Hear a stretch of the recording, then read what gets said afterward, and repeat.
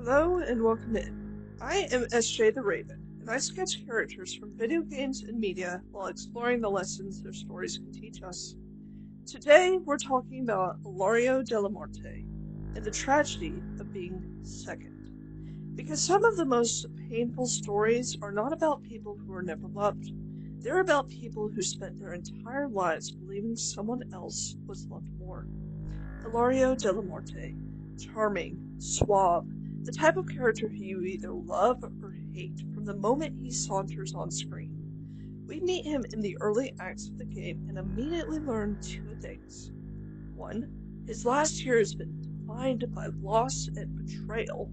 And two, he absolutely must be the most dramatic one in the room. For some, Ilario's act from the beginning was convincing. He was the grieving cousin, the one trying to keep things together back home while Lucanus ran off with the Veilguard. We're told that while Lucanus is the fighter, Illario has always been the talker in the family, the type of crow that uses seduction and words to get his way. Those who've read The Wingmaker see this side of him clearly. Getting his hands dirty just doesn't seem to be his style. Until it is. Until we stand in a chamber of blood and death and realize that the most dangerous thing about Illario was never what he could do with a blade. It was what he could convince himself he deserved. Because Illario Dellamorte is not a story about a villain who suddenly reveals himself. It's a story about resentment, and what happens when resentment is given enough time, enough justification, and enough power. But how did we get here? How did we go from a boy who grew up alongside Lucanus under Caterina's watch to the man who would sell his own cousin in his own country for the chance to claim what he believed he deserved? The answer lies in Illario's wounds. They're familiar ones. The overlooked heir, the person who sees their own potential but watches someone else receive the recognition they crave. It is one of fiction's and honestly one of reality's oldest tragedies. From Shakespeare to modern stories, we return again and again to the same question. What happens when someone believes they were meant for a crown that was never theirs? Because no matter who Lucanus is, no matter what he has accomplished, no matter what he has suffered, no matter the demon he carries beneath his skin, to Illario, Lucanus will always be the chosen one, and Illario will always be despair, and that eats at a person. Perhaps it would have been easier if Caterina had chosen early, if Lucanus had been declared the heir, and Illario had been given a place beside him, if he had grown up knowing exactly what he was meant to be. Would that have prevented his resentment? Or was the possibility itself the poison? Was it the hope that he might one day be chosen that made being passed over utterly unbearable? Well, when we look at Illario's past, we're confronted with a painful truth.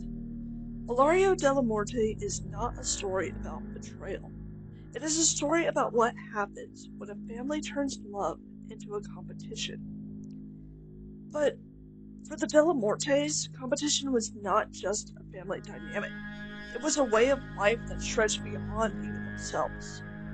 Because the Antivan Crows are a brutal family to grow up in. Perfection is not encouraged, it is demanded. Failure does not mean disappointment, it means death. One mistake, one weakness, one moment of hesitation can mean being discarded. Illario understands this better than anyone, and that is what makes his betrayal so tragic. Because from Illario's perspective, this was never simply about wanting what Lucanus had. It was about survival. He had learned that doing his best would never be enough. He would always be second.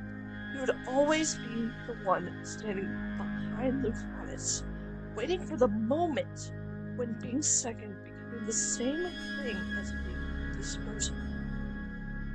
As players, it is easy to look at Illario and see only the betrayal, to to see the manipulation, the ambition, and the cruelty.